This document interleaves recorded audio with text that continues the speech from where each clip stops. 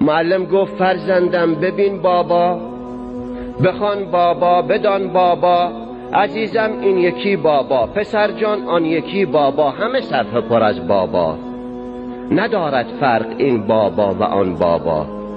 بگو آب و بگو بابا، بگو نان و بگو بابا، اگر بخشش کنی با می شود با، اگر نصفش کنی با می شود با.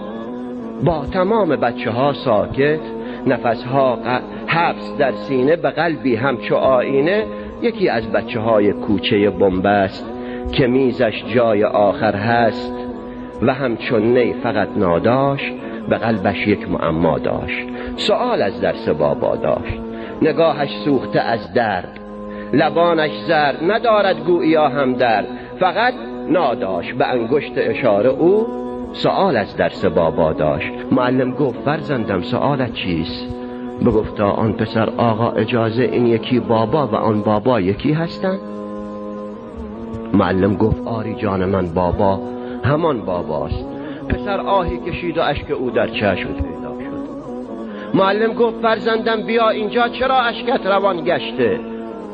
پسر با بغض گفت این درس را دیگر نمیخوانم. معلم گفت فرزندم چرا جانم، مگر این درس سنگین است؟ پسر با گریه گفت این درس رنگین است. تو میگویی که این بابا و آن بابا یکی هستند؟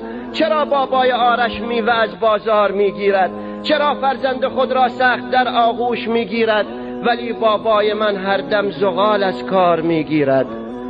چرا بابا مرا یک دم به آغوشش نمیگیرد؟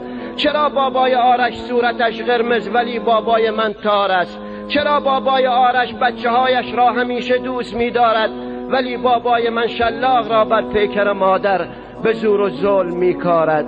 تو میگویی که این بابا و آن بابا یکی هستند، چرا بابای من با زندگی قهر است؟ معلم صورتش زرد و لبانش خشک گردیدن، به روی گونه اش اشکی ز دل برخاست، چو گوهر روی دفتر ریخت. معلم روی دفتر عشق را میریخت و یک بابا ز اشک آن معلم پاک شد از دفتر مشقش. بگفتا دانش آموزان بس است دیگر، یکی بابا در این درس است و آن بابای دیگر نیست، پاکن را بگیرید ای عزیزانم.